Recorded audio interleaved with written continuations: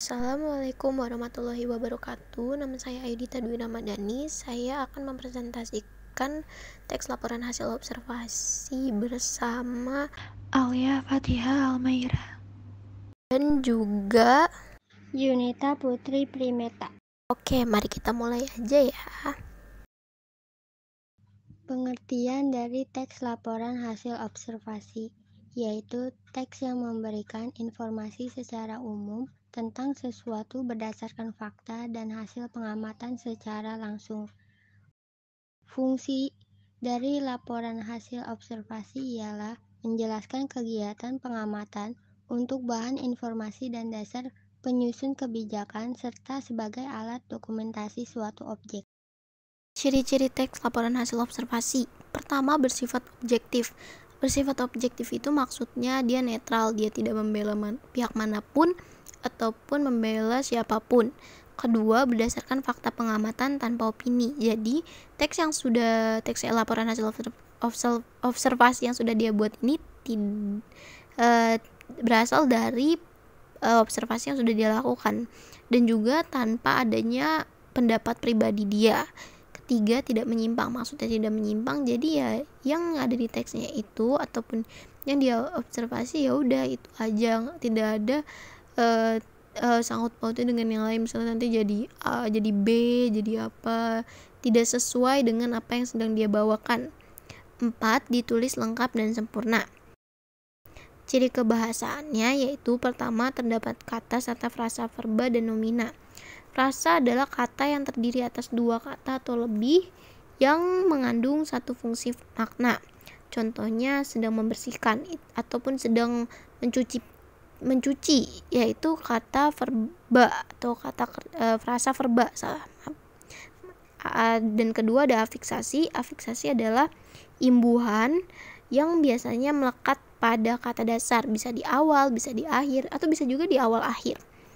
Contohnya itu saya kasih contoh itu pel itu kata benda kan, ya kan, kita tahu lah pel benda yang kayak mana.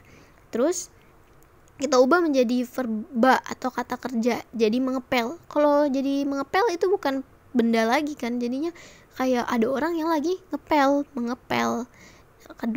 Yang ketiga itu kalimat definisi atau kalimat deskripsi. Kalimat definisi atau deskripsi itu kalimat yang menjelaskan sesuatu. Misalnya legenda Sangkurang ini menjelaskan tentang seorang anak yang apa gitu. Nah, kayak gitu ceritanya. Jadi dia menjelaskan sesuatu.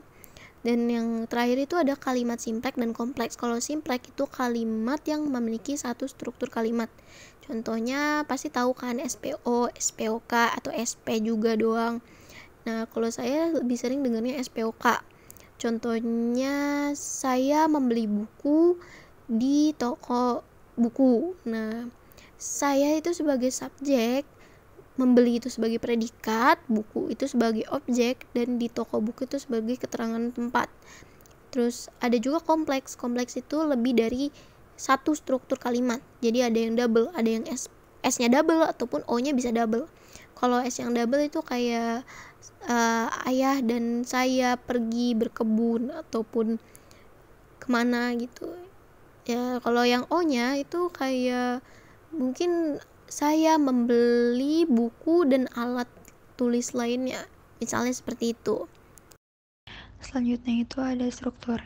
Nah, struktur yang pertama itu ada pernyataan umum, yang kedua deskripsi bagian, yang ketiga deskripsi manfaat, yang keempat itu ada kesimpulan.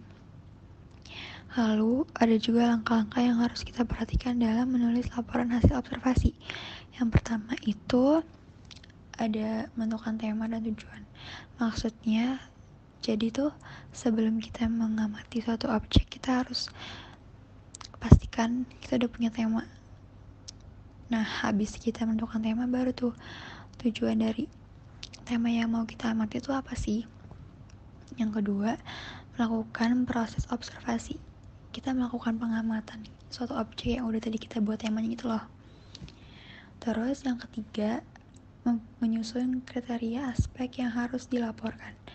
Yang keempat, kita membatasi aspeknya. Yang kelima, mendeskripsikan unsur-unsur yang dijelaskan. Terus yang keenam, melengkapi teksnya. Jadi jangan sampai kurang, karena itu bakal berpengaruh banget. Terus yang terakhir, kita membuat simpulannya. Nah, langsung aja nih kita masuk ke contoh teks LHO-nya. Oke, kita mulai dari paragraf pertama ya. Kenapa sih saya bisa menyimpulkan bahwa paragraf pertama ini termasuk dari pernyataan umum? Karena di sini nih, biota laut adalah seluruh makhluk hidup yang berkembang biak di laut. Adalah itu termasuk kata kunci dari pernyataan umum. Dan juga paragraf ini tuh berisi pembukaan, terus informasi-informasi secara umum yang berkaitan dengan objek yang kita amati ini, yaitu biota laut. Tahu nggak sih, di deskripsi bagian itu kan berisi macam-macam jenis-jenis dan penggolongan dari apapun yang sedang diobservasikan. Dan dari sini kita bisa lihat dari paragraf 2 sampai 4 itu berisi tentang macam-macam biota laut. Ada yang ada di Taman Nasional Bunaken ataupun yang ada di Kepulauan Seribu. Ya kan? Berarti kita bisa bilang kalau ini itu deskripsi bagian. Paragraf kelima termasuk ke dalam struktur teks hasil observasi, yaitu deskripsi manfaat, karena menjelaskan suatu manfaat dari biota laut. Jadi dapat kita simpulkan bahwa teks tersebut termasuk teks laporan hasil observasi, karena dia juga tidak membahas hal yang spesifik, melainkan membahas pengamatan yang dilakukan dan bertujuan untuk menginformasikan hasil yang diperoleh kepada orang banyak. Demikian presentasi dari kami. Mohon maaf bila ada kesalahan kata. Terima kasih sudah mendengarkan. Assalamualaikum warahmatullahi wabarakatuh.